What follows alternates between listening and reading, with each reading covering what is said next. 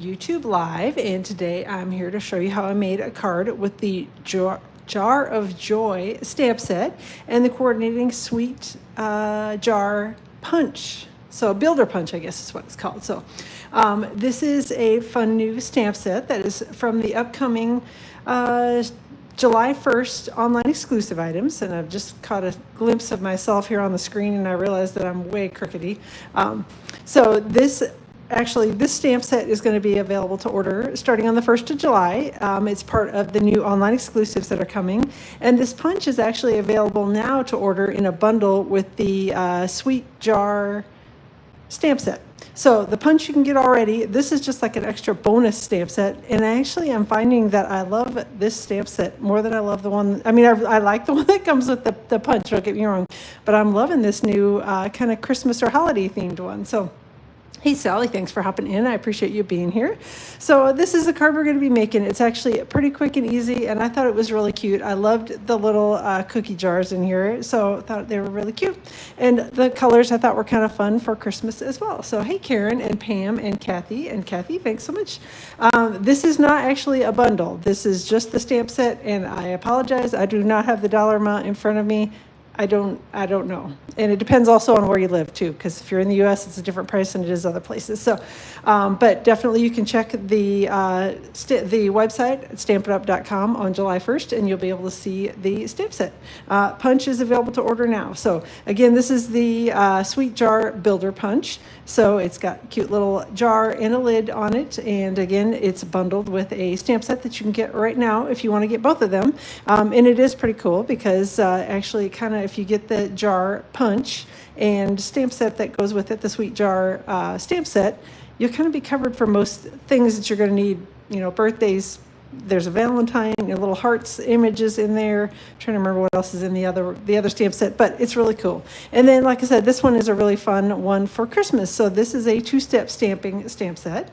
Obviously, you have your jar image and your lid. Oh, thanks so much, Karen. I appreciate that. And I think the punch is 18 or 20 or something. I can't remember what the punch is either, but Karen's always there checking the prices and keeping me on track with what I'm supposed to be saying. So this is a cute little two-step stamped image. And then we've got our little snowman down here, and he's got a scarf and a hat band that you can stamp with them. 26 for the punch. My goodness, I was way wrong on that. Sorry about that. I don't know. Apparently it's been a while. I don't know. I will honestly say I don't usually look a lot at the prices. I just put in my cart what I like and I buy it. So, all right. Hey, Karen. And again, thank you, Karen, for looking up the prices for me. So there's a cute little set of ornaments that you can stamp either inside the jar or not. Again, the little snowman with his little scarf and hat band, and some good sentiments in here, a little bit of snow. So yeah, I know that there are going to be some really creative Christmas cards done with this stamp set. So it's a cute one. And there's a little spare bow, which I think you could use on the ornaments, or, if you wanted to stamp it on the top of the jar, whatever, it'll be cute. So, all right, Jar of Joy is the name of that. And again, the Sweet Jar Builder Punch is the name of the punch. One other thing that I did use on this is I have got the Spotlight on Nature dies, and this is the particular circle die that I used. It measures about 2 1/4 across. I don't know how to count these because there are a bunch of them that are kind of the same sizes but different little edging on it. This is the dashed edge. That's what I've called it. I don't know if that's the right term for it, but that's what I call it. And again, the one that measures about 2 1/4 inches across. And again, these are available. They're in the current annual catalog. There is a stamp set that goes with them, but I just use the dies. So, all right. Hey, thanks for hopping in from Tucson. Oh, it's hot down there. It got pretty hot and sticky here in New Jersey. We were up close to 90, which I know is nothing like Tucson. Believe me, I used to live in Phoenix, so I know it gets really hot there. But yeah, we're supposed to be like getting close to 100 here next week, which is icky. So, and humid too. Ugh. So, all right, before we get going, a couple things. The virtual album retreat, don't forget, if you are interested in scrapbooking or are already a scrapbooker and are interested in getting a bunch of pages done in a hurry, Stampin' Up! Has got an awesome virtual retreat that they're going to be doing in July. It's July 16th to the 18th, and there's a kit that you will purchase that will give you all the products you need to create these layouts. layouts. And $250 is the cost of the kit, and that includes actually the attendance at the virtual retreat. It's going to be through a video style format on Facebook, I think is where they're planning to do it. So definitely, if you're interested in that, go get yourself one of these kits, and hopefully you'll enjoy the retreat. And again, everything that the actual retreat itself is included in the $250 price. So let me know if you have questions about that. Details are on my blog, which is stampwithamyk.com. Also, buy one. Hey, Amanda, thanks for hopping in, and Barbara as well. Buy one, get one 50% off sale is going on right now for all suites and suite products that are available from Stampin' Up. And that does apply to the new upcoming online exclusives for demonstrators. So if you're not currently a demonstrator but are loving all these new online exclusives, hop in and join during June, and then you can place an order before the end of June and do the buy one, get one 50% off on the upcoming suites, which that's an even better deal because then you get it extra early. So let me know if you have questions about that or questions about the sale. The only thing to be aware of is that your lowest priced item is going to be the 50% off. So if you put a suite and a spool of ribbon, the spool of ribbon is going to be 50% off. So just be aware of that as you're running through and adding things to your order. Let me know if you have questions. I'm happy to help you kind of maximize the 50% off benefit. So, and again, online exclusives, just want to remind you, anytime you're out shopping at stampinup.com, always take a peek at the online exclusives tab. You can find it by going to stampinup.com, clicking on the menu button, and then clicking on the online exclusives little button up there at the top. That will show you everything that's currently available in the online exclusives. This is just a very, very small sampling of it. But always want to have you check in those because those kind of come and go. They're not tied to any catalog. So just keep an eye out for those goodies. And again, there's a whole batch of awesome new stuff that are going to be available to order starting on the 1st of July for customers. So, all right, let's get going on the card. So, hey, Darlene and Carol, thanks for hopping in, and Judy as well. All right. And I think I said hi to Amanda already. If I did not, hello, Amanda. So let's get going. This paper is from the Country Woods Designer Series paper pack, and it is on sale, as well as the Marbled Elegance paper that I used. Both of these are on sale. Buy one, get one 50% off during June. This is an online exclusive. This is just in, I think it's in the regular annual catalog, or maybe listed out as an online exclusive. I can't even remember if it's in the actual catalog or it's in the online exclusives, but they're both buy one, get one 50% off. Measurements I'll be putting in my blog tomorrow, and I'll also add a link to the blog post in the description of the video, so don't worry about keeping track of any of the measurements on here, but I usually try to say them, and hopefully I get them right. So this measures about 2 5/8 by 5.5 inches, and again, this is Country Woods Designer Series paper, and we are going to take that and we're going to stick it to one side of our crumb cake card base. This is definitely one of those card bases that if you do not love the top fold card bases like I do, this one would work with just your standard 5.5 by 8.5 scored at 4 1/4 card bases, or the standard book fold card base. But I like the top fold ones, and I happen to have 2 card bases cut to a top fold, so that is why I'm doing them as a top fold. So, all right, sticking that on the right hand side. Hey, Carol, thanks for hopping in. And Carol. 2 Carols, one right after the other. All right, and again, this is the Marbled Elegance Specialty Designer Series paper, and it's specialty because it's got the little gold detailing in it, but we're sticking the gold detailing down. So, hey, Daryl, thanks for hopping in. And this one measures about 1 3/4 by 5.5, and there's going to be a slight overlap in the middle of the 2 Designer Series paper patterns, and I did that on purpose just in case. I usually try to give myself just a little bit of an overlap in the event that I mess up the cutting of something, or something doesn't get stuck down quite right, then there's not like an open gap in the middle. So there we go. Got the card front basically done on that. Then I did one of the jars ahead of time because it's the same thing for both of them. So we're only going to do one jar here. Let me start grabbing some inks and the stamps here. Hey, Susan, thanks for hopping in. It's hot here in New Jersey too. So, all right, Smoky Slate is what I used to stamp the jar image. And just gonna, again, this is from the Jar of Joy stamp set, which is an upcoming one from the new online exclusives that'll be starting starting on July 1st. So, all right, waiting to be able to buy the stamp set Yes, it's an awesome one. You're going to love it. It's lots of fun and perfect for Christmas. Well, kind of all things holiday. You could even just do winter cards if you wanted to. So, hey, Danette, thanks for joining. I've got basic beige as my next color. And I kind of went back and forth on what color to do the cookies. I did them originally in crumb cake for the main part, and then pecan pie for the like little detailed pieces, and I didn't like it as well. I liked it a little bit lighter, so that is why I went with basic beige. But if you like the cookies to be a little bit darker, you can definitely use crumb cake for the main image, and then pecan pie or early espresso for the little accent images. So all right, so this is the little accent image. Again, crumb cake is what I'm using for that. And let's go ahead and ink it up. And this is actually fairly easy to line up. The easiest thing for me was to line up the little buttons and the bow tie on, hopefully, I don't know if you can even see it very well, but there are buttons and bow tie on the little cookie. And if you get those lined up straight, everything else should fall right in line. So it's pretty easy to stamp with. So again, like I said, just line up the bow tie and buttons, and the rest of it lines itself up. So, all right. And I apologize, there's somebody that's running a lawnmower or something right outside my window. It's one of the neighbors, so I don't know what's going on out there, and hopefully it's not making too much racket.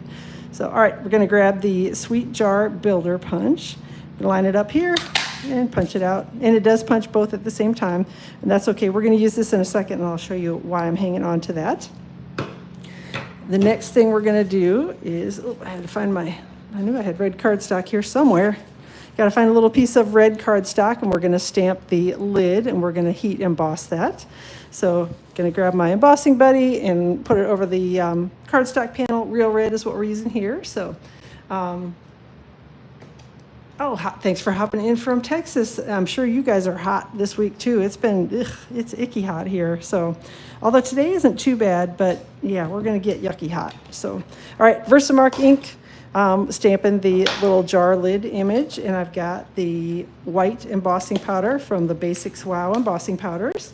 So, hey Sherry, thanks for joining.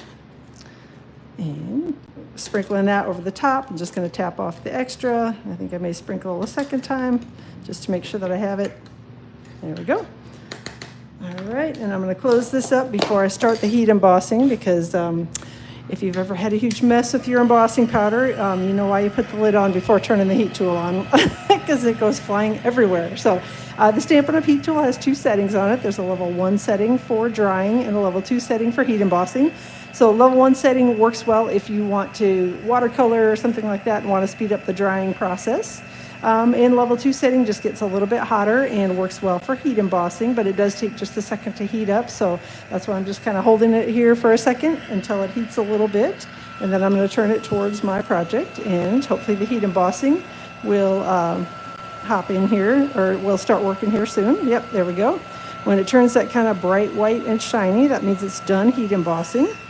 You don't want to overheat it, because you can actually burn your embossing powder, which is not very pretty. So funny thing about lawnmower, just finished hauling in southern Iowa and got up to see who was mowing the grass. Oh, it's coming through your headphones. I apologize. So hopefully they'll go some other place soon, so we don't have to listen to it the entire time.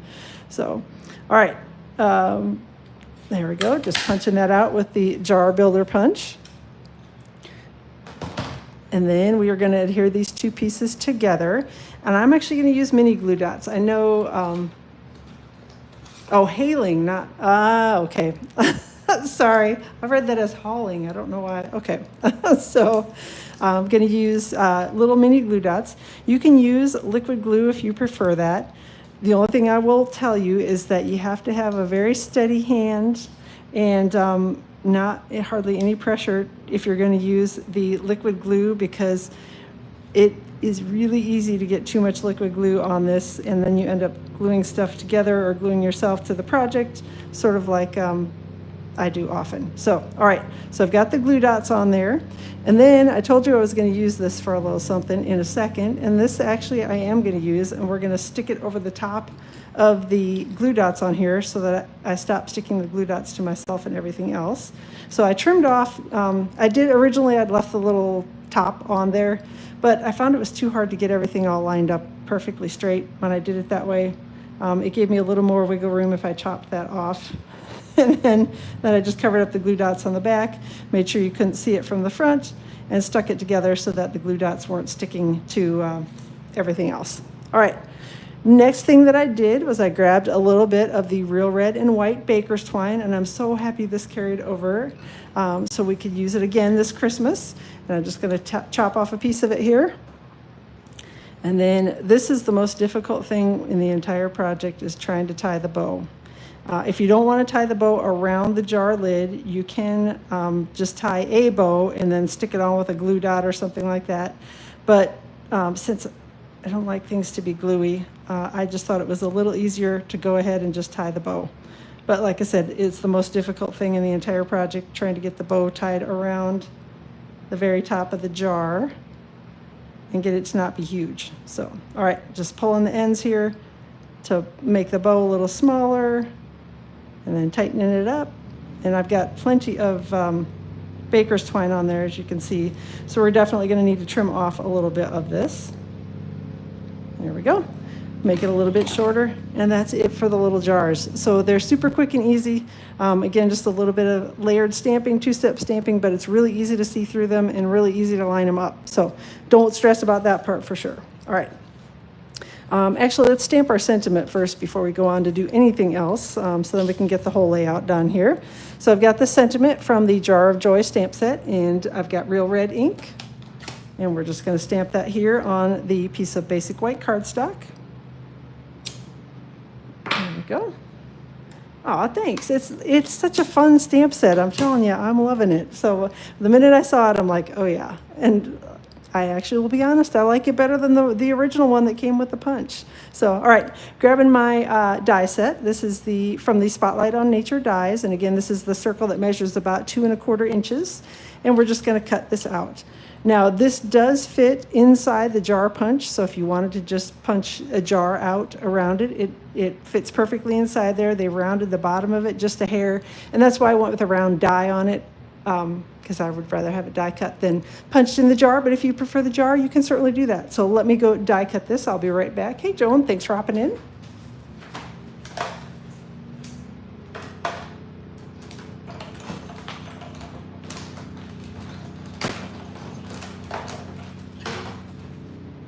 All right, and there we go. Got our little die cut sentiment. And that's all there is for die cutting on this one, so it was pretty quick and easy. All right, now we're just going to basically kind of lay these out where I want everything to land. Before I start sticking it down, I sort of wanted the one jar up towards the top, one down here towards the bottom. That's kind of generally the layout that I wanted. So, all right, going to slide this out of the way, and we'll start by sticking down the jar that's up here on the top. And as you can see, I was playing around with the sentiment a little bit, and I stamped it too close to the edge of the piece of basic white cardstock, so I couldn't cut it with the circle that I wanted to. So, all right.